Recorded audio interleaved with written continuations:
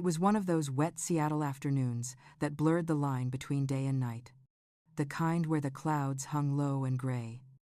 The air smelled like rain-soaked concrete. And the hallway lights inside Harborview flickered like they were tired of trying to stay alive. I balanced 2 grocery bags in one hand and my umbrella in the other, walking down the narrow corridor toward my apartment. The sound of my shoes against the linoleum echoed softly, steady and familiar. When I turned the corner toward my door, Helen Caldwell was standing there, half hidden in the dim light. Helen had lived on the same floor as me for years. A quiet woman with soft silver hair, always twisted into a neat bun. Usually, she smiled when we passed each other, the kind of polite nod neighbors share. But that day, her eyes looked different, wide, alert. She reached out suddenly and gripped my arm.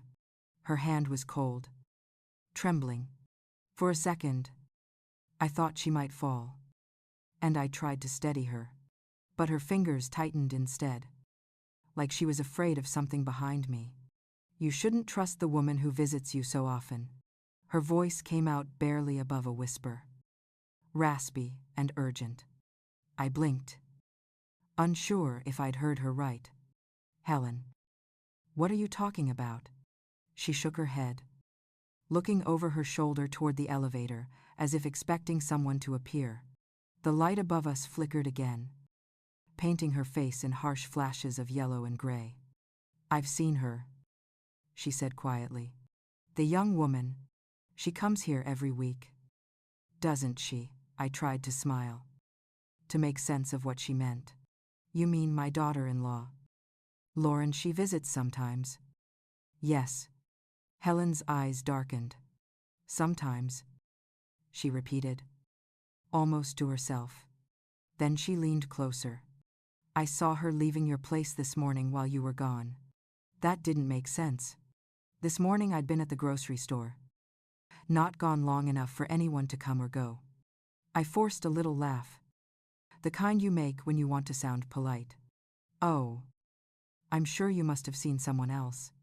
Helen just stared at me. "I've lived long enough to tell when something's wrong. Be careful, Maggie.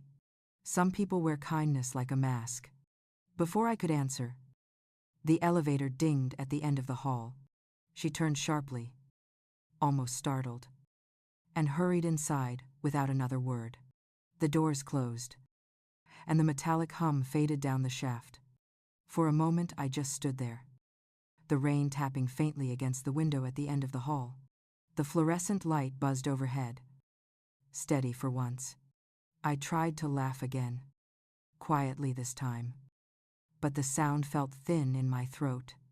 When I unlocked my door, everything looked just as I'd left it.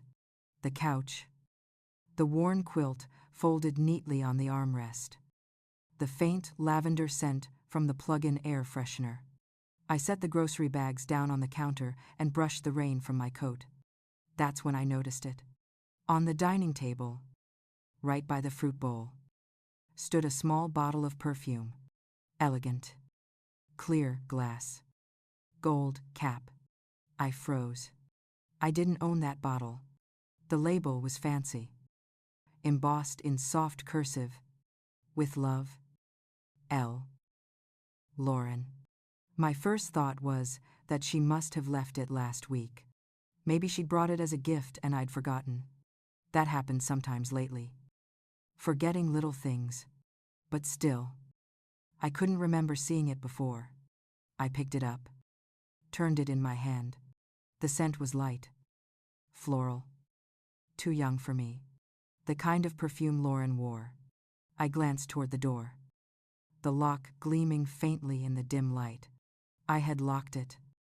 I was sure I had. Shaking my head, I put the perfume back on the table and told myself to stop overthinking. Helen meant well, but she'd always been a little dramatic. Last year she told me the maintenance man was stealing her mail, only for it to turn up behind her couch.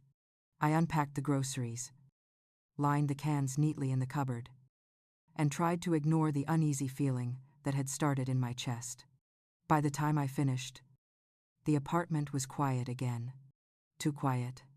The hum of the refrigerator sounded louder than usual. The ticking clock in the kitchen steady and sharp. I went to close the blinds, and my eyes caught the reflection in the glass. My own face, pale in the evening light, and just behind me, the soft gleam of that perfume bottle on the table. It looked small and harmless, but I couldn't take my eyes off it. I turned off the kitchen light and walked down the short hallway toward the bedroom. The carpet muffled my steps.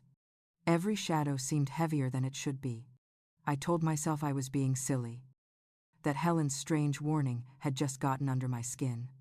Still, when I passed the front door, I checked the lock again.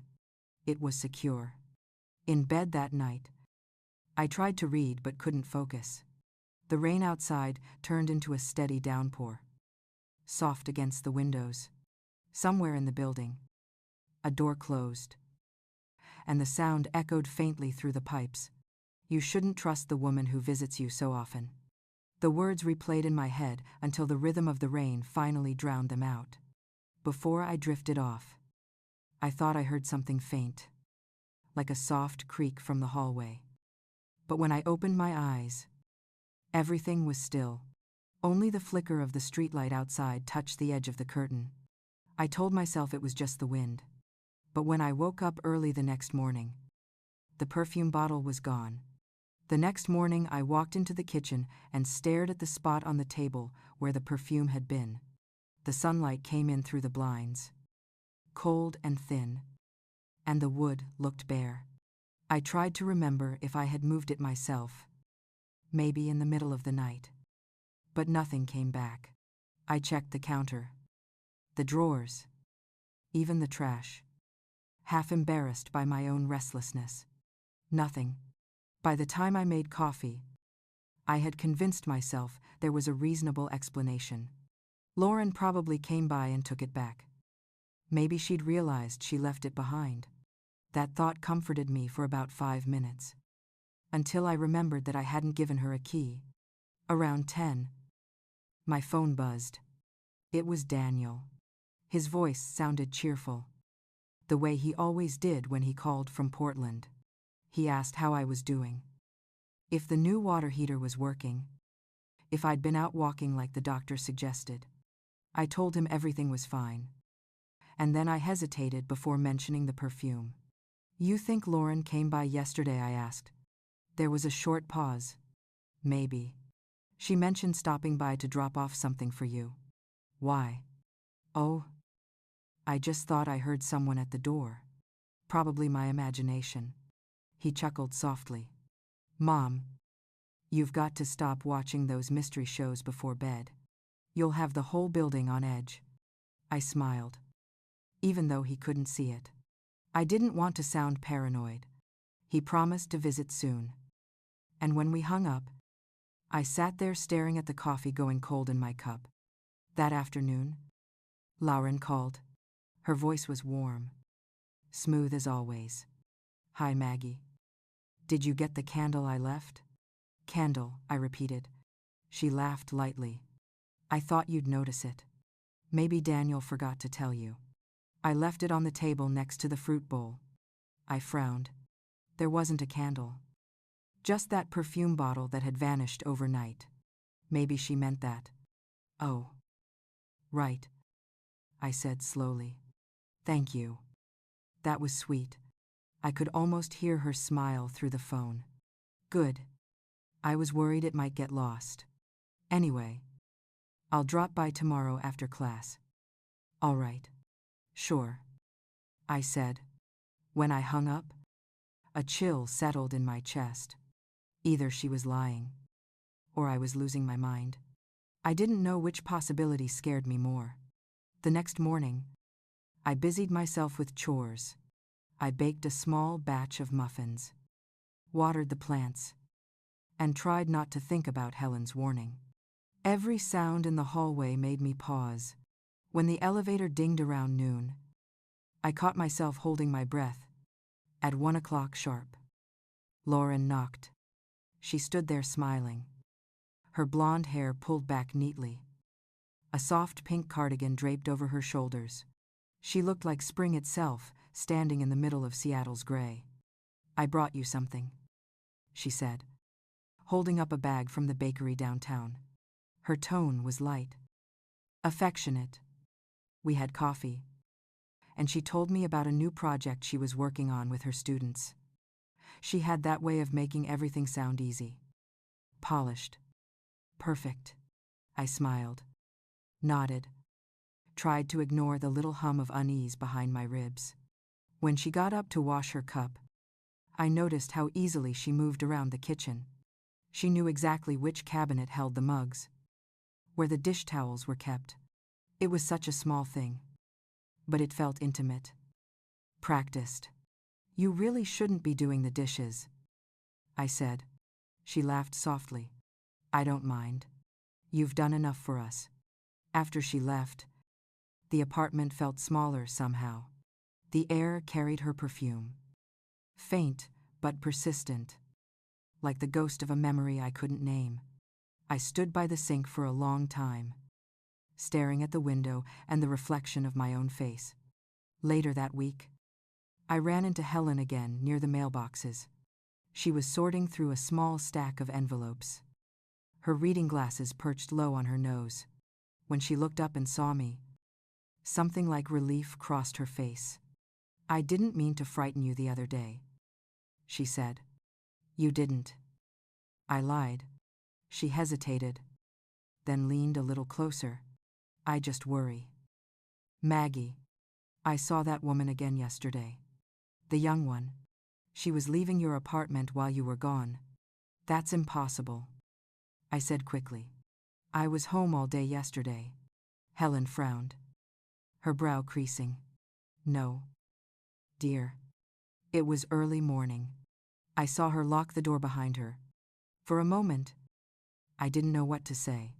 My throat felt tight. I wanted to tell her she was mistaken, but the certainty in her eyes made the words die before they reached my lips. "I appreciate your concern," I managed. "Maybe it was someone else's unit. The doors all look the same." Helen nodded slowly, though I could tell she didn't believe it. "Be careful," she said again, and touched my arm before walking away. That night, I double-checked every lock and latch before bed. I even placed a small chair under the front doorknob, something I hadn't done since Thomas passed away. It made me feel foolish, but also safer. Sometime after midnight, I woke to a faint sound. A click, like metal against metal. I held my breath and listened. The noise came again. Soft, deliberate. I reached for my phone, my hand trembling. The apartment was silent now. Only the slow rhythm of rain against the glass. I stayed awake until dawn, waiting for the first gray light to fill the room. When I finally gathered the courage to check the door, everything was locked, untouched. But on the kitchen counter, beside the empty fruit bowl, sat that same perfume bottle. I stood there, cold all over, staring at it until my eyes blurred. The label caught the pale morning light. "With love, L." This time, the cap was off, and the air smelled sweet. Sharp, unmistakably hers. The afternoon light slanted across the kitchen table, catching the dust in the air like glitter. I sat there staring at my laptop screen, the small blinking cursor on an empty search bar. After everything Mrs. Harris had told me, I couldn't just sit and wonder. I typed hidden security camera, Seattle apartments, and clicked through pages until I found one that looked simple enough for someone my age to manage. It would arrive by Tuesday. That night, I barely spoke to anyone. Daniel called to ask if I'd gotten the package he mailed last week, and I found myself distracted, nodding at the wrong moments. When I hung up, I walked through the apartment again. The faint scent of lavender from the diffuser mixed with something else. Something sharper. Almost metallic. I checked the doors, the windows, the tiny gap under the balcony lock. Everything was in place. But the quiet didn't comfort me anymore. By Tuesday morning, the camera arrived. A tiny black square that looked harmless enough to fit in my palm. I read the instructions twice before placing it high on the bookshelf facing the front door. I told myself it was just for peace of mind. But my hands shook as I adjusted the angle. I tried to go about my day like nothing had changed. I cleaned the kitchen, watered the ferns, wrote a grocery list I never planned to use. But every hour, my eyes flicked toward the shelf. By evening, the fear that someone might enter my home while I slept was stronger than the embarrassment of admitting how paranoid I'd become. Wednesday passed quietly, but on Thursday morning, my phone buzzed with a motion alert. 1:16 p.m. I froze. My heart beat so fast I could hear it in my ears. I pressed play. The video loaded slowly, the screen flickering before showing the front door swinging open. A woman stepped inside, calm and deliberate. She didn't knock, didn't hesitate. The camera's lens caught her profile as she looked around, setting her purse on the table. My breath caught when she turned her face toward the camera. Lauren, my daughter-in-law. For a moment, my mind refused to process it. She was supposed to be at work. She moved through my home like she belonged there, heading straight for the bedroom. I watched as she opened my dresser, took out a small envelope, and slipped another one in its place. Then she paused, picked up the bottle of perfume from my vanity, sprayed once into the air, smiled faintly, and left. The door closed softly behind her. I sat frozen, my fingers gripping the edge of the table until they ached. I replayed the footage 3 times, hoping I'd imagined it, that the light or camera had distorted her face. But every detail was unmistakable: the pink cardigan, the neat bun, the ring Daniel had given her. I didn't call anyone. I just sat there, my mind circling the same impossible question. Why? That night, I barely slept. Every sound felt amplified: the hum of the refrigerator, the click of the heating pipes, around Dre. I got out of bed and checked the dresser. The envelope she had placed there was gone. By morning, I had convinced myself there had to be a reason. Something simple. Maybe she was picking up something Daniel left behind. Maybe she thought she was helping. But as I brewed coffee, I noticed the front door again. The lock was smooth, but the light around the knob shimmered slightly, like it had been touched. That evening, I called Mark. He sounded distracted, the television murmuring in the background. When I told him what I'd seen, he laughed softly, the way someone laughs to diffuse tension. "Maggie," he said, "you've been under a lot of stress. Maybe it was the cleaning lady." "We don't have one," I said. "Then maybe it's just a misunderstanding. Lauren wouldn't do something like that." His words should have comforted me, but instead they settled in my chest like stones. After we hung up, I poured myself a glass of wine and opened the footage again. I slowed it down, watching frame by frame. When she closed the dresser drawer, her expression changed. It wasn't guilt. It was satisfaction, small and quiet.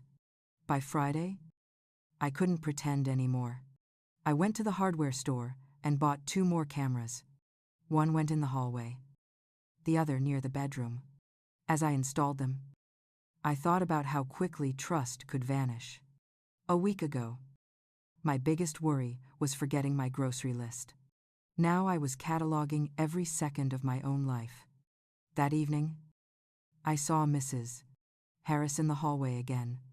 She smiled the same polite smile and asked if everything was all right. I almost told her everything, but stopped myself. Something in her eyes made me pause, like she already knew the answer. "Everything's fine," I said. She nodded, her smile never faltering. Good. I'm glad you're keeping an eye on things. When I got back inside, I leaned against the door and let out a long, shaking breath. For the first time, I wasn't sure who in this building I could trust. The next morning, I decided to stop reacting and start paying attention. I checked the footage again, labeling each clip carefully by date and time. I saved backups on a flash drive and hid it under the sink behind the cleaning supplies. I didn't know what Lauren was doing or why. But one thing was clear. Someone had turned my home into a stage. And I was the only one left who didn't know the script. By Sunday morning, the rain had stopped, leaving the streets outside shining like wet glass. I hadn't gone out all weekend. My phone sat on the counter, full of missed calls from Daniel. I couldn't bring myself to answer. What could I possibly tell him that his wife had been in my home while I was gone, leaving perfume in the air and secrets in my drawers? Instead, I made tea and sat by the window, notebook open in front of me. The pages were filled with shaky handwriting, dates and notes about the footage. I wrote down every small detail I remembered, every sound, every glance, every shift in the air.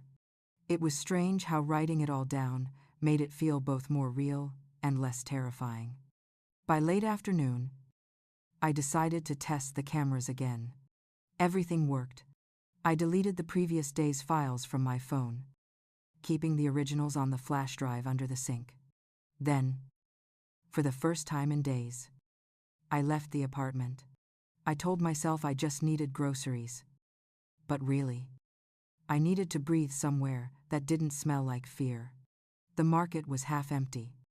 Quiet in that way, only Sundays could be. I wandered through the aisles without really seeing anything, picking up things I didn't need. When I passed the florist section, the scent of roses hit me so suddenly I stopped. Pale yellow ones, just like the kind Lauren had brought me last month. I turned away quickly, my stomach tightening. When I got home, the hallway felt too still. I unlocked the door, stepped inside, and immediately knew something was off. The air was heavier, the faint hum of the refrigerator louder than usual. I walked through each room slowly, every step careful. Nothing looked disturbed, but the sense of intrusion clung to me like static. Then I noticed the faint outline of footprints on the hardwood near the entryway. Small, narrow, barely visible in the light. I crouched, heart racing, and touched the floor, still damp. Someone had been here. I grabbed my phone, opened the camera app, and scrolled through the footage. My hands shook as I tapped the most recent alert.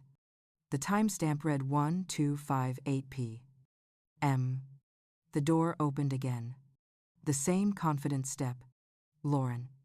She moved straight to the kitchen this time, her hair pulled back, her face calm. She opened a drawer, took something out I couldn't quite see, then turned toward the bookshelf. My heart dropped as she leaned close, her hand brushing the exact spot where I'd hidden the camera. For a second, I thought she had seen it, but she didn't remove it. She just smiled faintly, as if she knew it was there, and left. I sat there, in stunned silence. Every fear I'd tried to reason away now had proof. That night, I poured another glass of wine. Though it tasted like vinegar, I thought about calling the police. But what would I say? My daughter-in-law enters my home, leaves envelopes, sprays perfume, and now she smiles at my camera like it's a joke. No one would believe that. They'd say I was imagining things. Or, worse, losing my mind. Around midnight, I couldn't stand it anymore. I picked up the phone and called Mark again. He sounded half asleep, his voice thick. Maggie. What time is it? I ignored the question. She came back. Lauren. I have her on video again. He said. Maggie, listen to me. You're letting this woman get inside your head. Lauren's been nothing but kind to you. Maybe she's trying to help. Maybe she's checking on you. Help, I repeated. By going through my drawers. There was a pause. Then his tone hardened.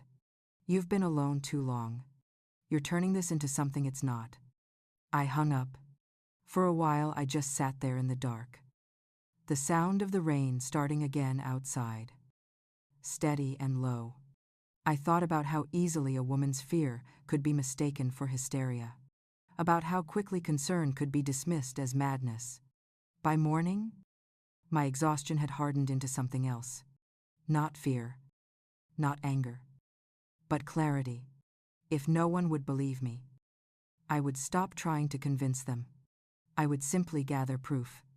I opened my notebook and wrote in block letters at the top of a new page. Stop reacting. Start recording. I checked both cameras, replaced the batteries, and added a third one in the corner behind the hallway mirror. Then I rearranged the apartment slightly. I left a drawer half open. A small test. If she returned, I would know. The following Tuesday, I stayed home. I pretended to have a cold when Daniel called. I needed to see it for myself. At exactly 1:07 p.m., the elevator dinged down the hall. My pulse quickened. I waited by the peephole. A few seconds later, the lock turned. The door opened quietly. Lauren stepped in. Same tote bag. Same soft pink sweater. She looked around, her gaze landing briefly on the vase of flowers by the window. Then she walked into the bedroom. I could see her reflection in the mirror. Calm. Methodical. She pulled the drawer all the way open, slipped another envelope inside, and closed it gently. Then she took out her phone, snapped a photo of the dresser, and smiled. I felt a strange calm wash over me. Watching her like this, I realized I wasn't the one who'd lost control. She was. I didn't move until she left. When the door clicked shut, I waited another minute before stepping out. The apartment smelled of her perfume again. That same cloying sweetness that lingered too long. I went to the dresser, opened the drawer, and picked up the envelope. It was sealed, my name written on it in neat cursive. I hesitated, then tore it open. Inside was a single photograph. Me and Thomas, taken years ago at a family picnic, smiling into the camera. But behind us, half hidden, stood Lauren. She looked younger, her expression blank. On the back, written in the same careful handwriting, were 4 words. You missed the signs. I sat down hard on the edge of the bed, the picture trembling in my hands. My mind raced back through every conversation, every visit. Every time she'd smiled at me like she already knew the end of a story I hadn't even started reading. For the first time, I wasn't sure if I wanted to know the truth, but I knew I couldn't stop looking for it now. The locksmith finished quicker than I expected. He was a young man with tired eyes and a name tag that said Ryan in fading black letters. He checked the new deadbolt twice, made sure it clicked smoothly, then handed me 2 shiny keys. I paid him, thanked him, and watched from the peephole until the elevator doors closed behind him. For the first time in weeks, I felt a little safer. That night, I slept with my bedroom door cracked open so I could see the soft glow from the hallway. The faint hum of the refrigerator and the occasional creak of the pipes felt oddly comforting, like proof that the world outside was still moving. The next morning, when I went to get the mail, something caught my eye. There were fresh scratches around the new lock, faint but unmistakable, as if someone had tried to fit a key that didn't belong. My stomach turned cold. I called the maintenance office. They sent a building security guard, who glanced at the lock, shrugged, and said it was probably the metal brushing when the locksmith worked. His tone made it clear he didn't believe there was a problem. I thanked him anyway, then called the police. An hour later, a uniformed officer arrived. Detective Claire Monroe introduced herself. Mid-40s maybe. Her hair tied back neatly. Eyes sharp but kind. She inspected the door, ran her fingers lightly along the scratches, and stepped back. It could be from a key, she said. But it's hard to say for sure. No forced entry. No prints. Did you notice anything missing? No. Nothing at all. She nodded. Sometimes people jiggle the wrong lock. Happens in apartments like these all the time. I almost laughed. But it came out as a thin breath. I've lived here 20 years. No one has ever mistaken my door. Her expression softened. I can file a report if you'd like. But there isn't much we can do without evidence. Maybe install a camera. I thought about it, then shook my head. I already had enough ghosts in my home. I didn't need to watch them moving. After she left, I sat by the window for a long time, staring at the gray sky over Puget Sound. The rain had stopped, but the light felt heavy, almost metallic. Around noon, the doorbell rang. I jumped so hard I nearly spilled my tea. When I opened the door, Lauren stood there with a bouquet of pale yellow roses. Her smile was bright, her tone cheerful. I heard you had trouble with the lock, she said. Daniel told me. I thought I'd bring you these to cheer you up. Her perfume hit me immediately. The same scent that lingered in my kitchen that morning. She stepped inside before I could say anything, moving with the easy confidence of someone who belonged there. You didn't have to, I said, forcing a polite smile. Oh, it's nothing, she said, arranging the flowers in a vase like she'd done it 100 times. I worry about you, Maggie. Living alone can make anyone jumpy. I watched her hands move gracefully, every gesture deliberate. Her nails were painted a pale pink, perfectly matching her cardigan. The new lock looks good, she added. Did you keep the old key? No, I said quickly. The locksmith replaced everything.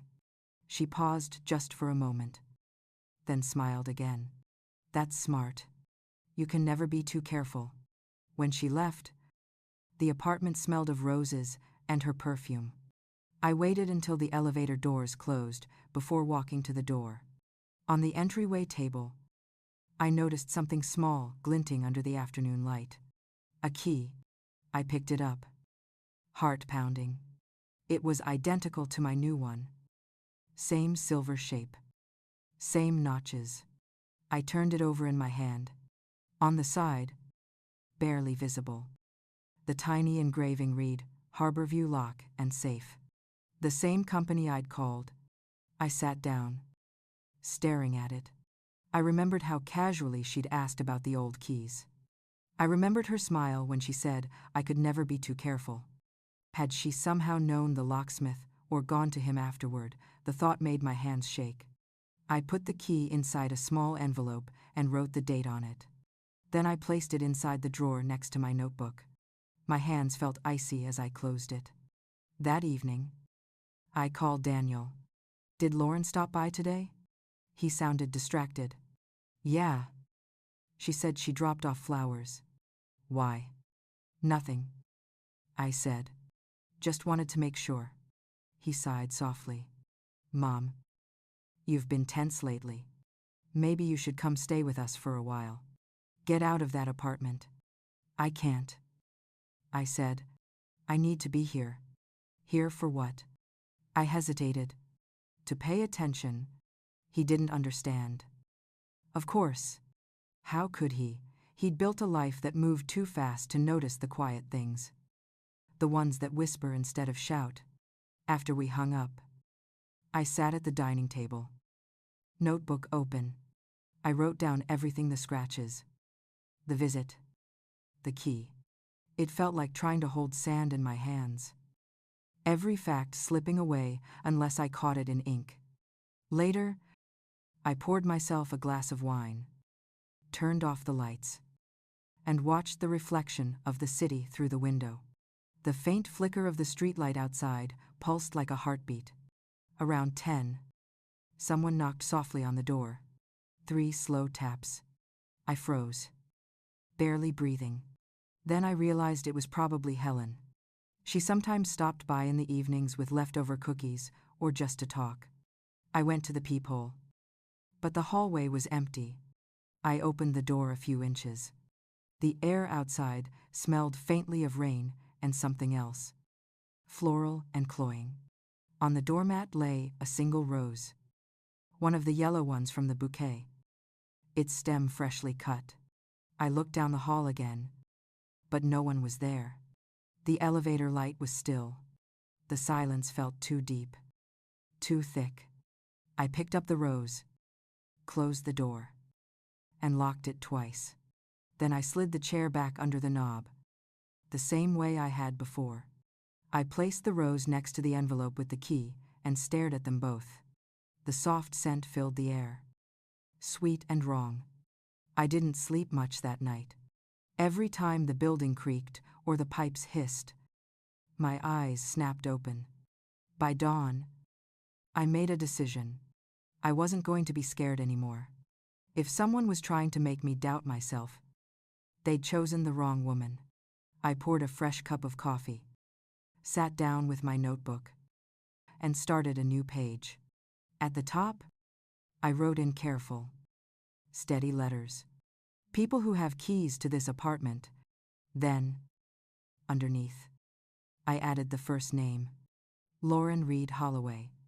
It took me 3 full days before I left the apartment again. During that time, I barely slept. And when I did, my dreams were filled with the sound of keys turning in locks and roses wilting on doormats. By the 4th morning, I needed air. Real air. Not the recycled kind that smelled faintly of cleaning spray and fear. I decided to walk to the little cafe near the waterfront. The one with chipped mugs and the old radio that only played songs from the 70s. The sky was the color of slate, and the streets were still slick from the night's rain. Seattle was like that in early April.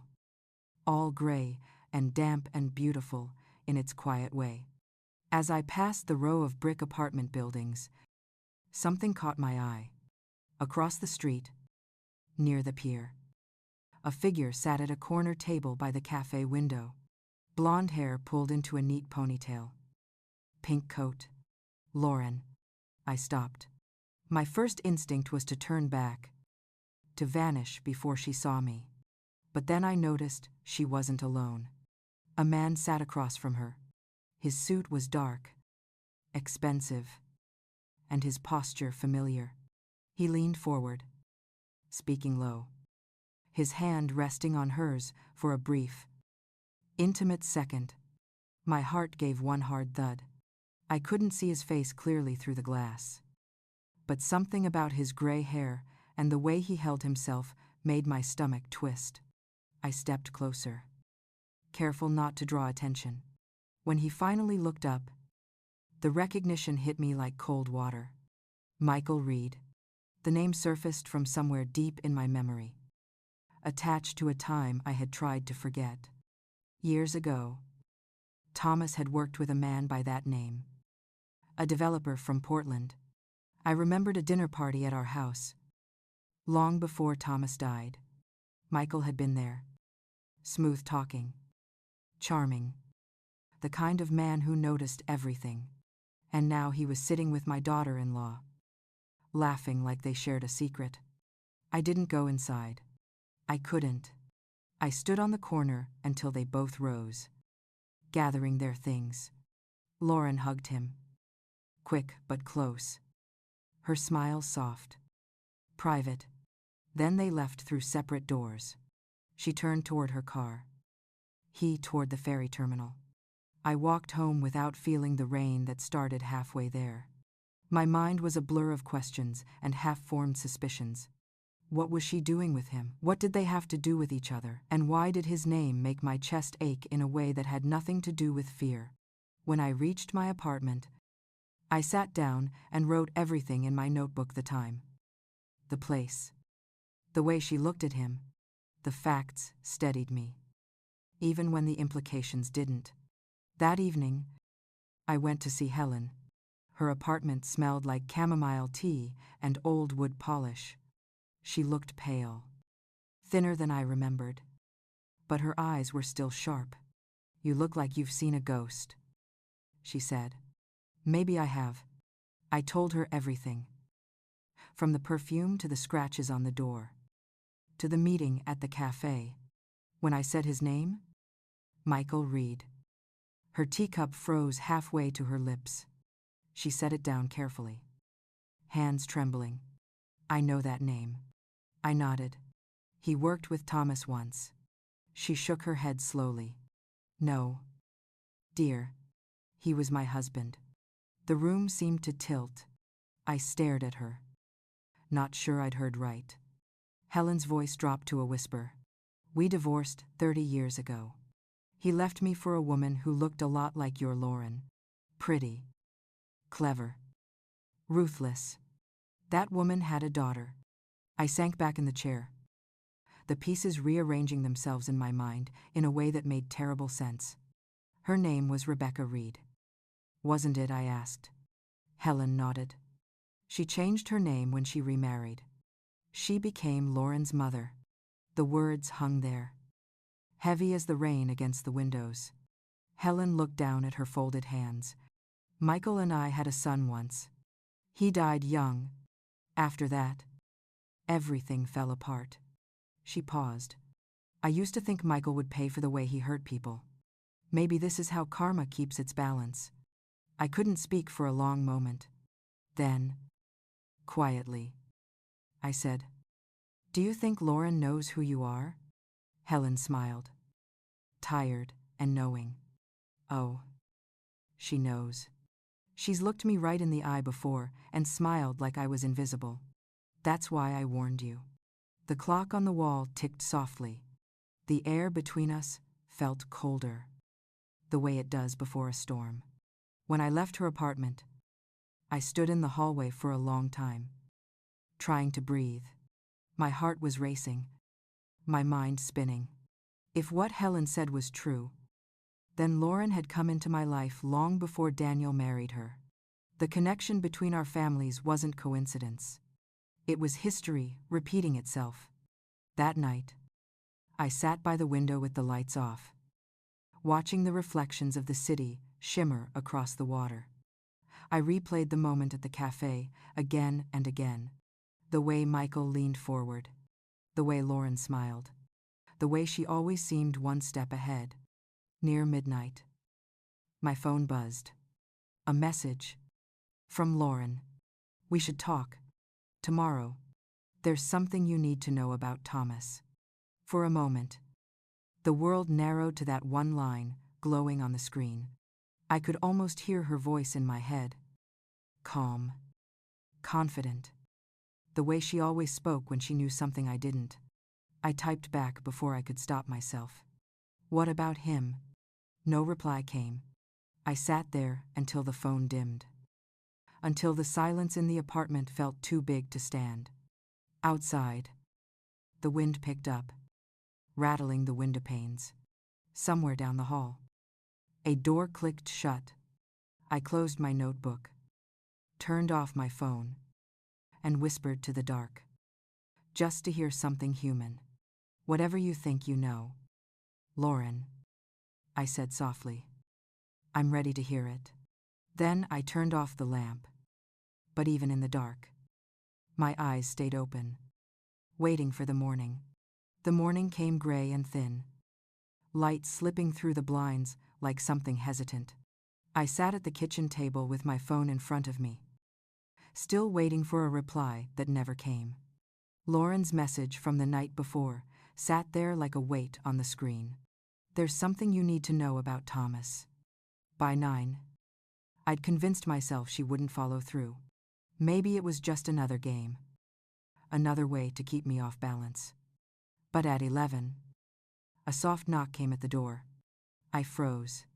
When I opened it, she stood there, hair neatly tied, a calm smile on her face. Her eyes looked clearer than I'd ever seen them. "Morning," she said. "I hope I didn't wake you." "No," I replied, my voice sharper than I intended. "You said you wanted to talk." She nodded, stepping inside without waiting to be invited.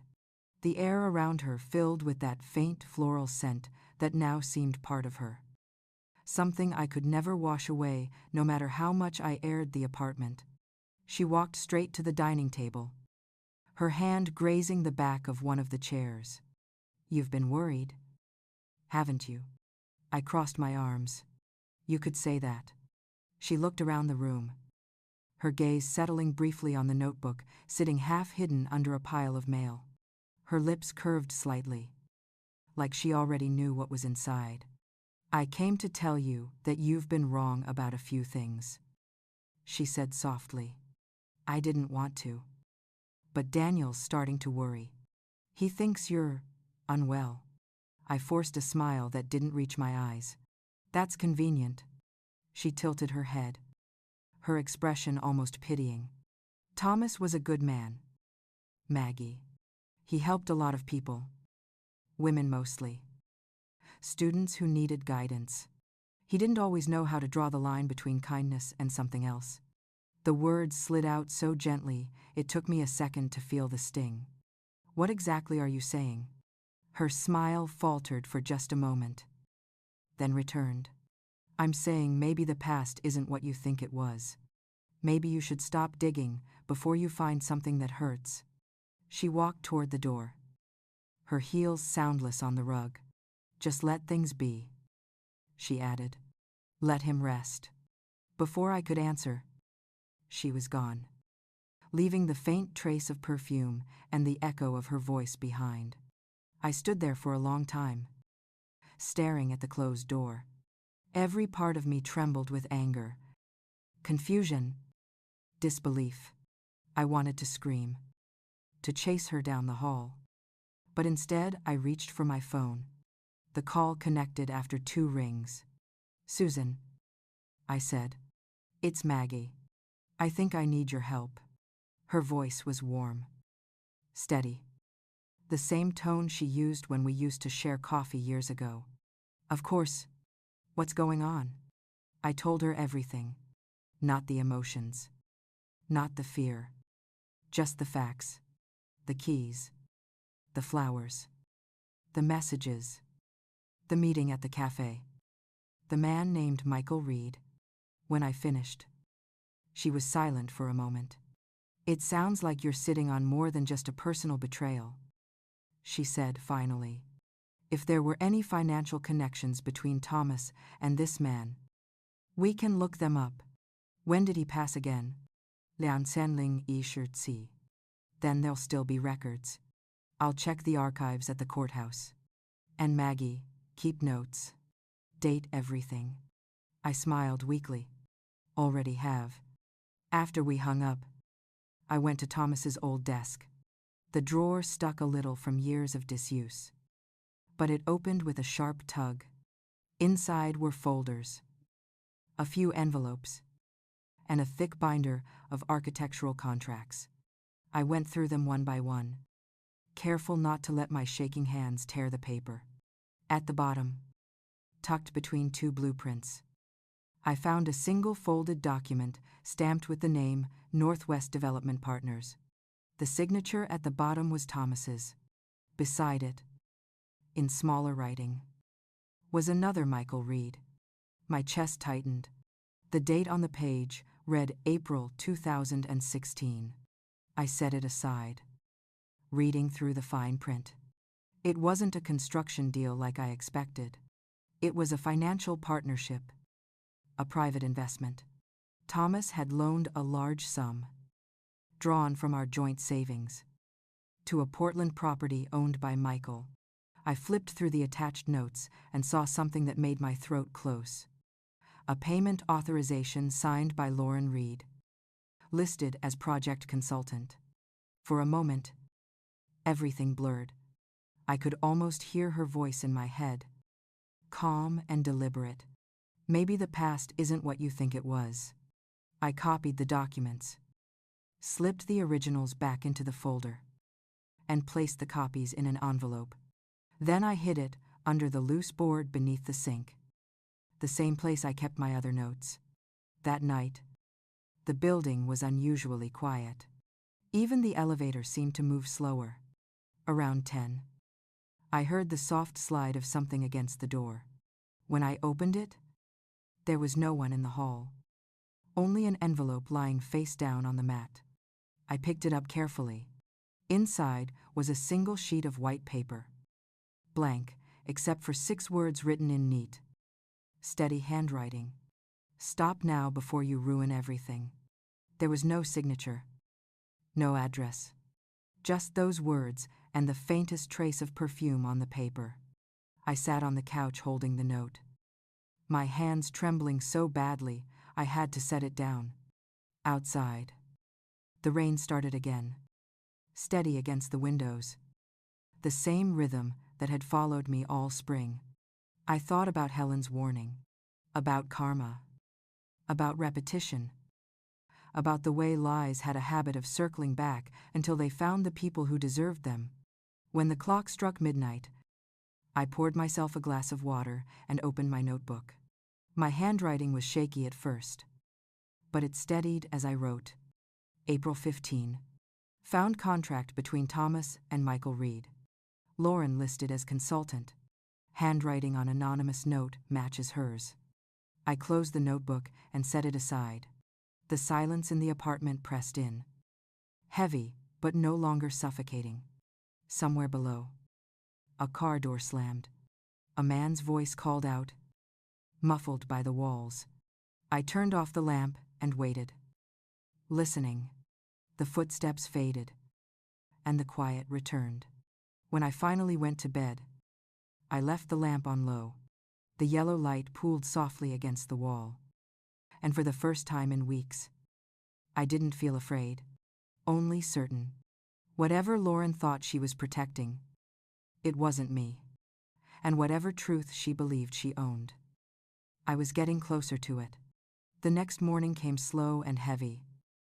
The kind of gray Seattle light that made everything look half asleep. I brewed coffee but barely tasted it.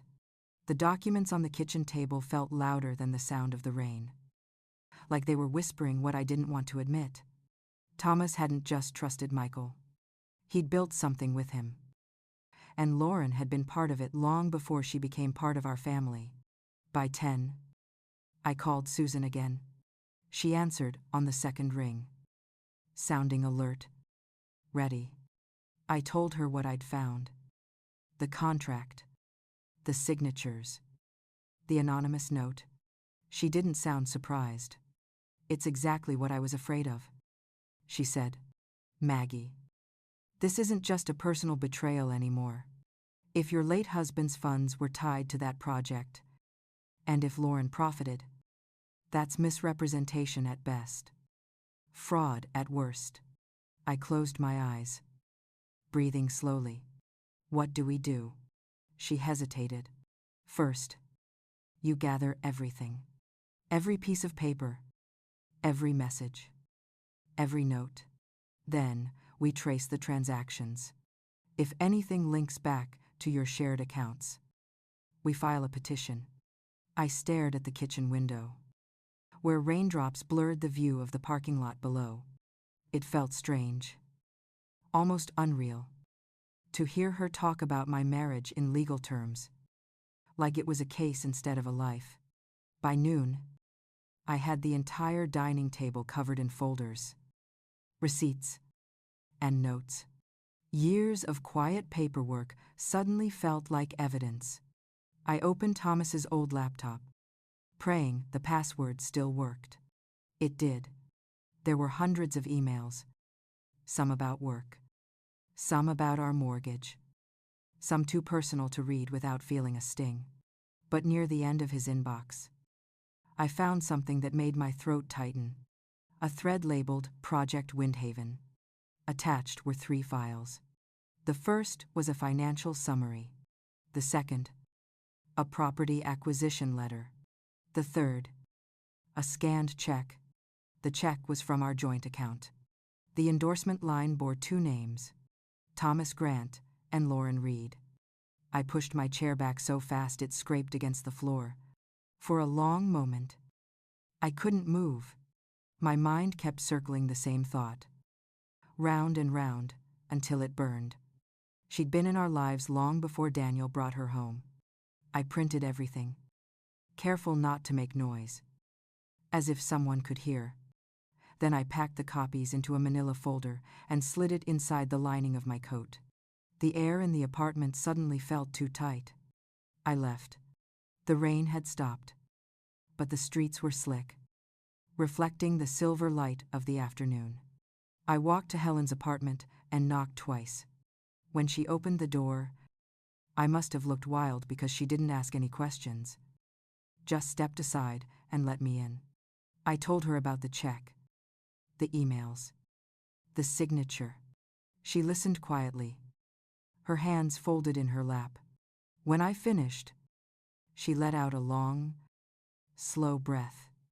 Michael always had a way of making people trust him, she said softly. Maybe Thomas was one of them. Maybe Lauren learned from the best. Do you think they planned this? I asked. Helen's gaze was steady. I think Lauren never does anything without a reason. And if your husband's money helped her, she'll fight to keep that buried.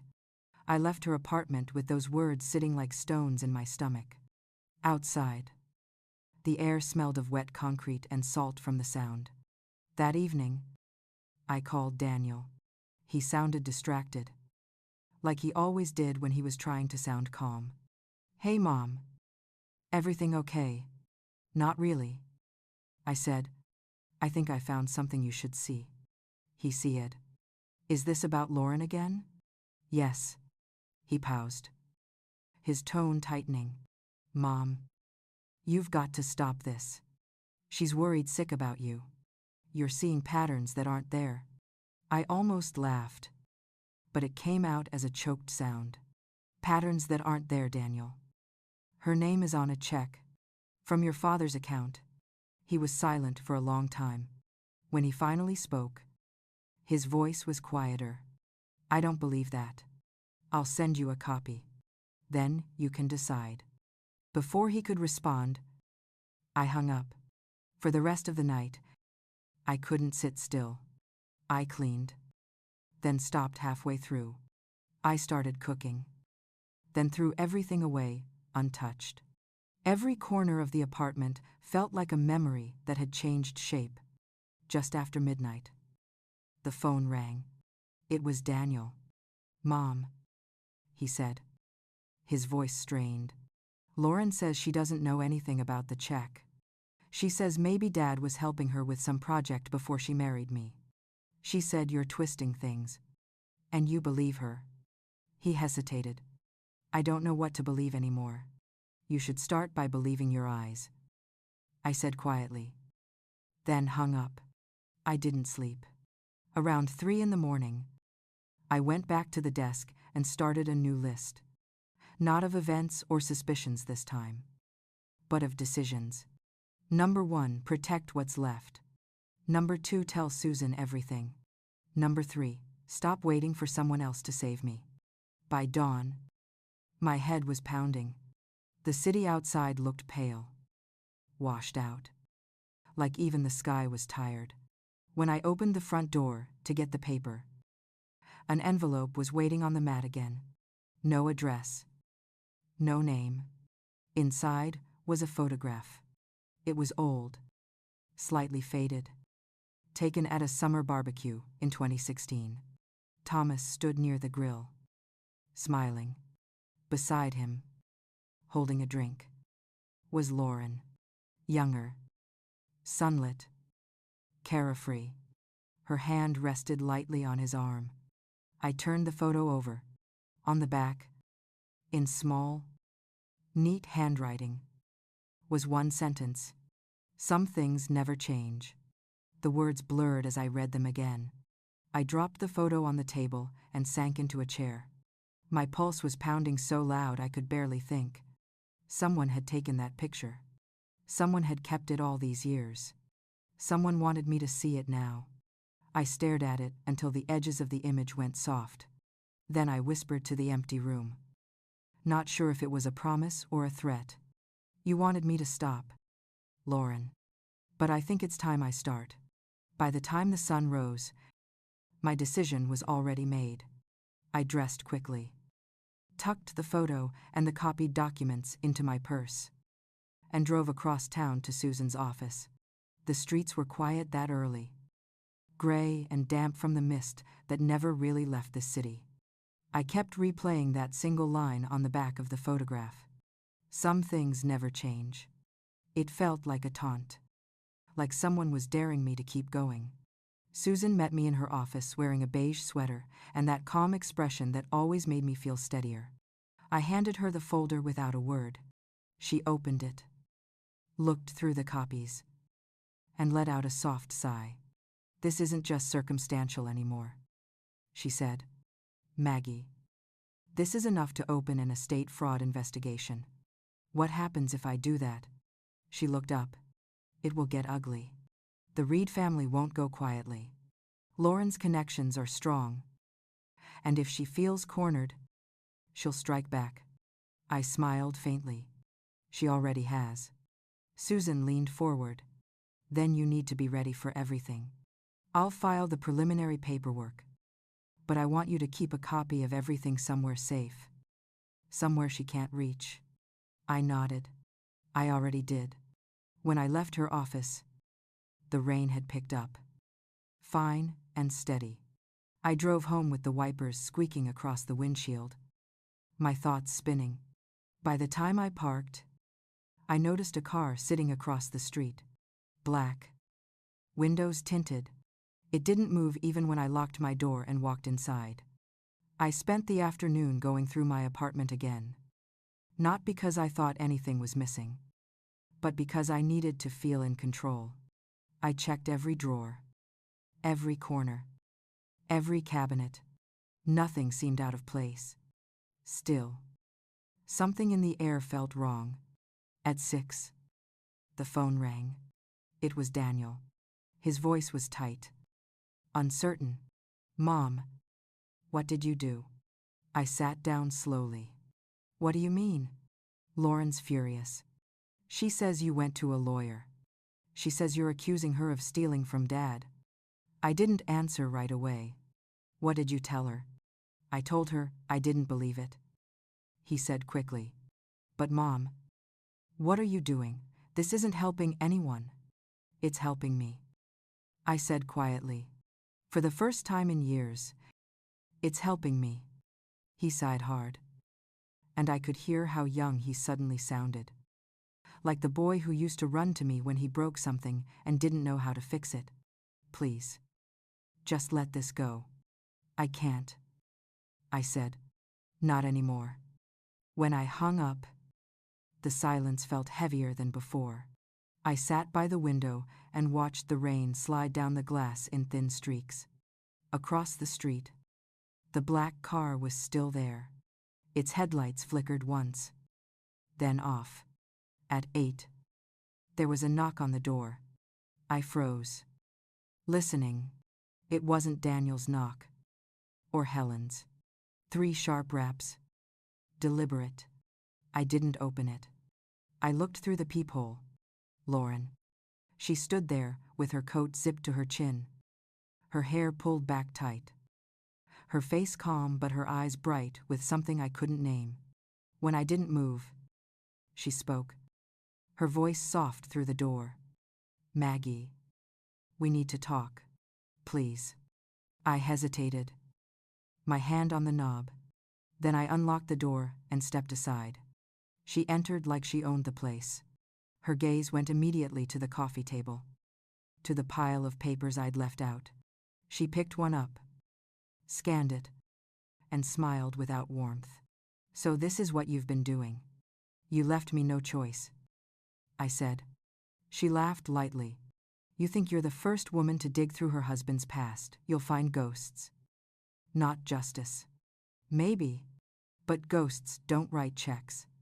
Her smile flickered. And for the first time, I saw something behind her calm surface. Something sharp. She stepped closer. You have no idea what Thomas was really like, she said softly. You think he was faithful. You think you were his only secret. The words hit me like a physical thing. What are you saying? She smiled again. Slower this time. Let's just say I knew him long before Daniel introduced us.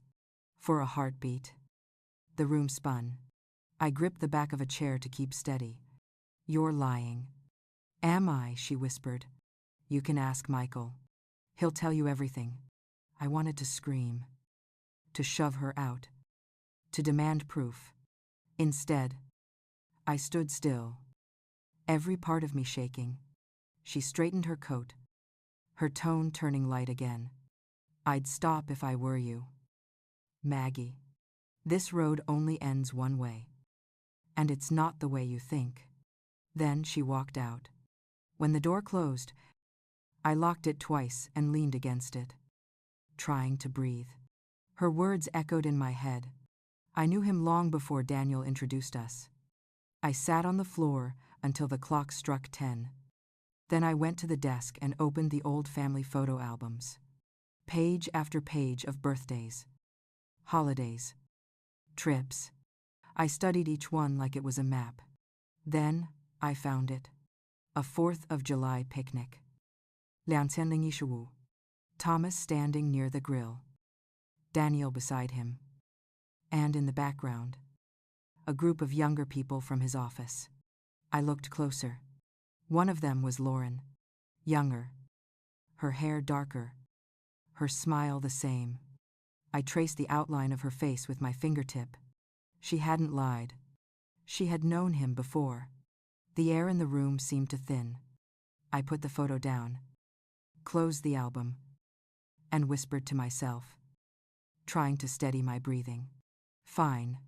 You've played your game long enough. Now it's my turn. The next morning, I drove to the courthouse, handed Susan the new photos, and asked her to move forward.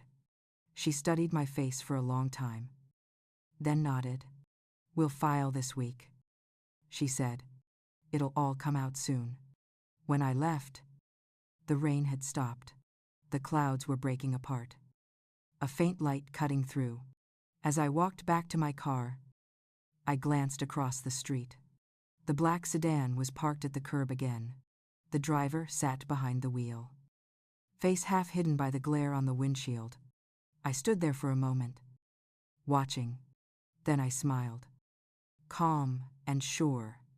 If they wanted to follow me, let them. They'd learn soon enough that I wasn't running anymore. By the next morning, the black car was gone, but its absence felt louder than its presence had. I kept glancing out the window anyway, half expecting it to reappear. The air smelled faintly of salt and asphalt, the way it always did after heavy rain. I made coffee, but my hands trembled so much that I spilled some on the counter.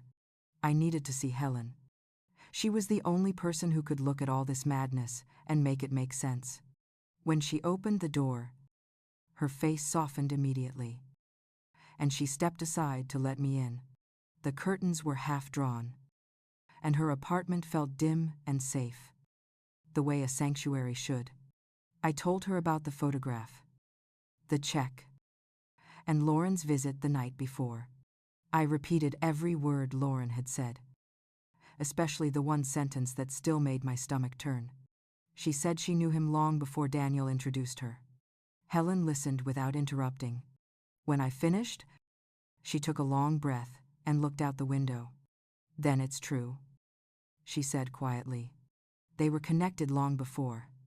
Do you think she was involved with Thomas? I asked, the words tasting bitter as I said them. Helen's gaze met mine, calm but sorrowful. I think she wanted something from him, just like her mother wanted something from Michael. It's a pattern with that family. Women who use affection as a weapon. Her words made the air feel colder. I looked down at my hands, tracing the edge of my coffee cup. I used to think betrayal was loud, dramatic. Now, I know it's quiet. It seeps in. Helen reached over and covered my hand with hers. You're doing the right thing. Maggie. Exposing it. All of it. Don't stop now. I nodded, though my chest felt tight. When I left her apartment, the sky had cleared into a pale blue, the kind of fragile light that only lasted an hour before the clouds returned. I drove home slowly, every stoplight feeling like a test of patience.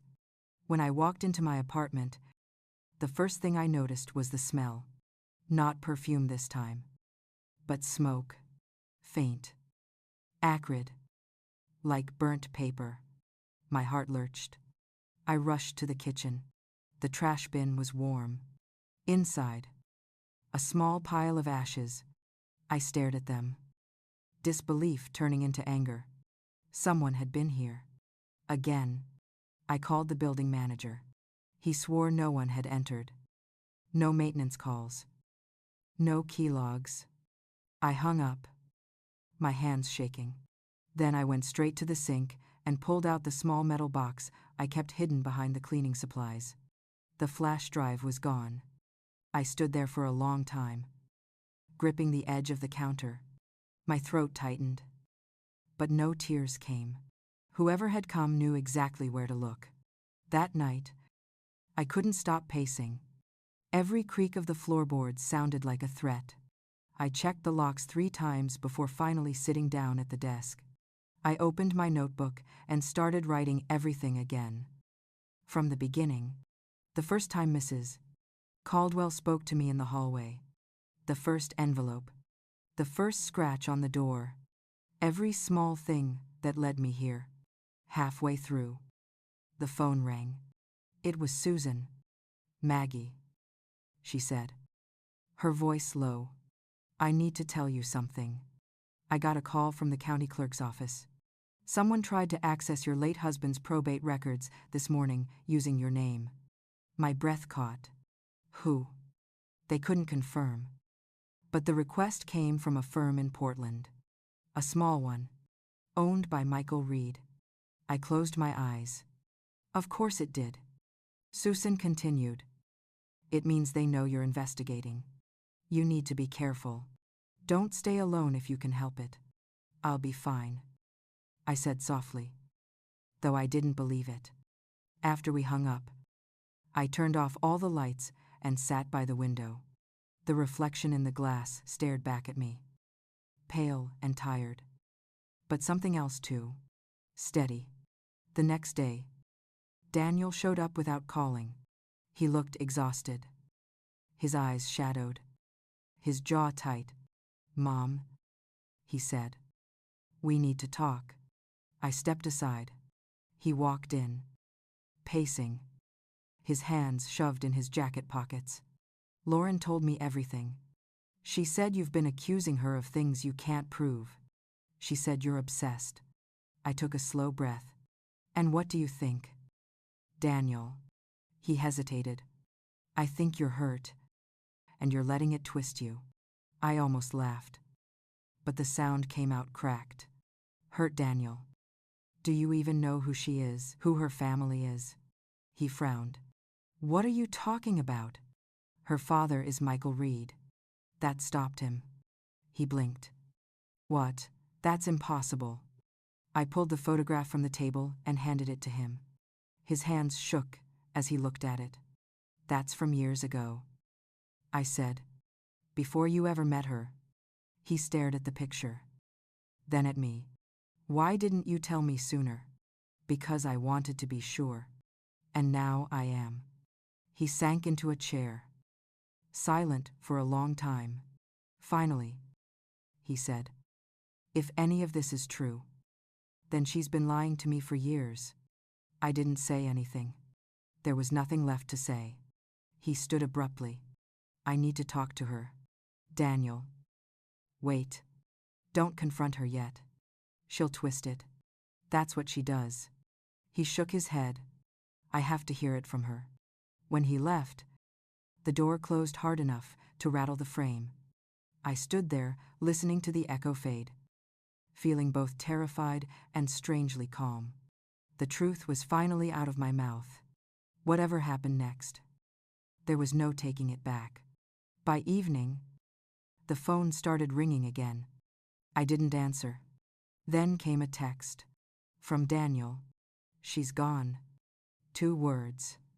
That was all. I read them over and over until they lost meaning. Gone. Where I called him. But it went straight to voicemail. I tried again. Nothing. That night, I didn't sleep. I sat by the window watching the parking lot. Around 2 in the morning, a single car pulled up. Not Daniel's. Not the black sedan. A different one. A man stepped out. He looked older. Heavier than the man I remembered from years ago. But his walk was the same. Confident. Purposeful. Michael Reed. He looked up at my window for a brief moment. His face illuminated by the streetlight. Then he turned and walked toward the elevator. I didn't move. Didn't breathe. I just waited, listening for the sound of footsteps outside my door. But none came. When dawn broke, I was still sitting there, the coffee cold beside me. My notebook open to a single sentence I'd written hours earlier. The past isn't gone. It just changes shape until you're ready to see it again. Morning light crept through the blinds. Soft and pale. The kind that never quite reaches the corners of the room. I hadn't moved all night.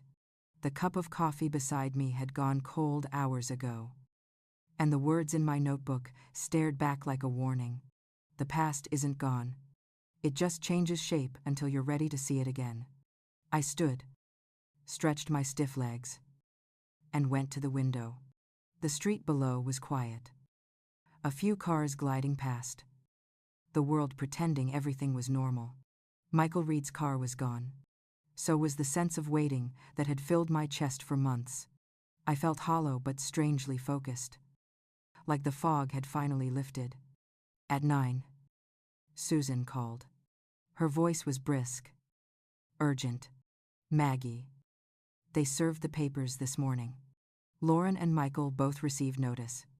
We'll get a preliminary hearing next week. Thank you, I said. And I meant it. She hesitated. Are you all right? I'm fine. Just tired. Try to rest. She said. This is only the beginning. But you're on solid ground now. After we hung up, I walked around the apartment, touching everything like I was seeing it for the first time. The framed photos on the wall, the books on the shelves, even the worn fabric of the couch. For so long, these things had felt like witnesses to my humiliation. Now they felt like proof of my endurance. A knock startled me around noon. I looked through the peephole. Daniel. His eyes were bloodshot. His shoulders slumped. I opened the door, unsure of what version of my son I'd find. He stepped inside quietly. She's gone, he said again. This time not like a text, but like a confession. Where did she go? He shook his head. I don't know.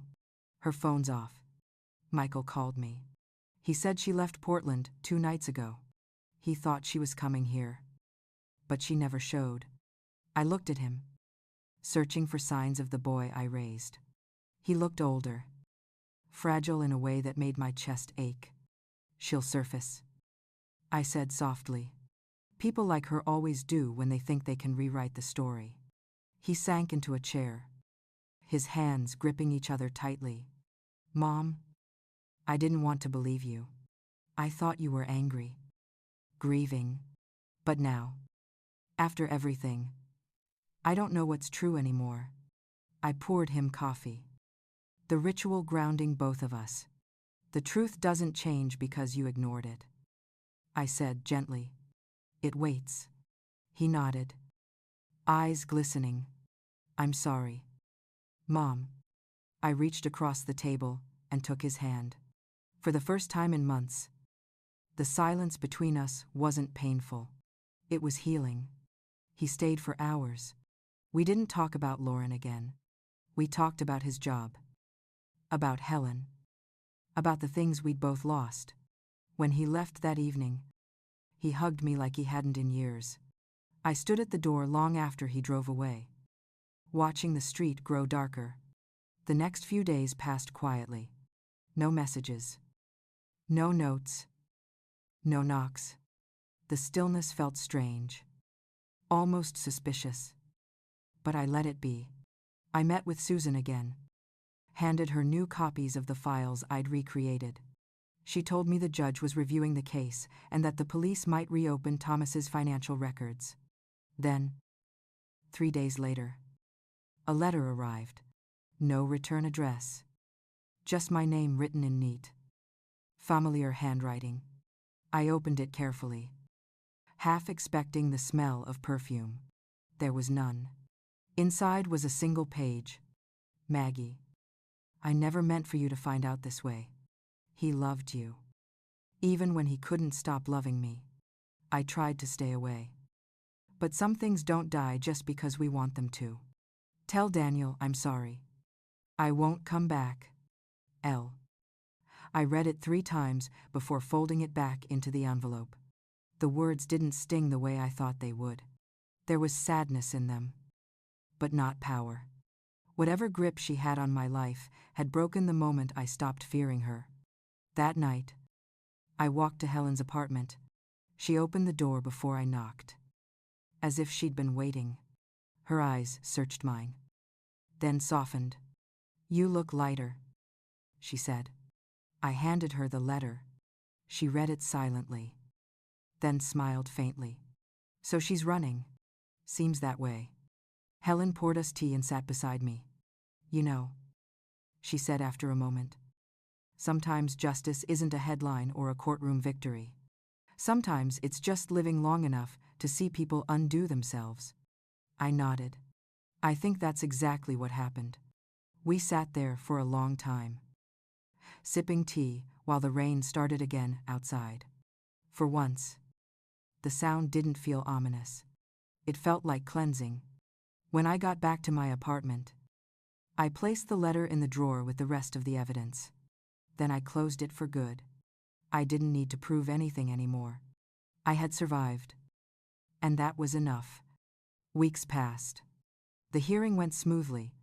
Susan's arguments were sharp and precise, and the documents spoke louder than any accusation could. The court granted me full control of Thomas's remaining estate, and both Michael and Lauren were ordered to repay the funds they had taken. They didn't contest it. Maybe they were too tired. Or maybe they finally understood that some things weren't worth fighting for. Afterward, I walked out of the courthouse into clear sunlight. The city shimmered, washed clean by days of rain. I took a deep breath, the first one in what felt like years. Life found a rhythm again. I started volunteering at the community center twice a week, helping women organize their finances after divorce or loss. Most were younger than me, but they listened when I spoke, really listened, as if they could hear the weight of experience behind every word. I never told them my full story. I didn't need to. They saw it in my eyes. Sometimes Daniel called on Sunday mornings. Sometimes Helen joined me for tea. The apartment finally smelled of lavender again instead of fear. Every so often, I'd catch my reflection in the window. The woman staring back looked older. Yes, but not broken. She looked like someone who had walked through fire and learned to build a life from the ashes.